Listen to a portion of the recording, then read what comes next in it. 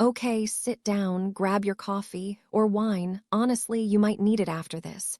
Because I have tea about my brother that's going to make your jaw drop. You know how dramatic he can be, right? This is next level. I'm fuming, but also low-key questioning if I'm the one being unreasonable. Just listen. Don't want to wait for the next part? You can find the full story on our main page. Get the tea now. See the link in the description.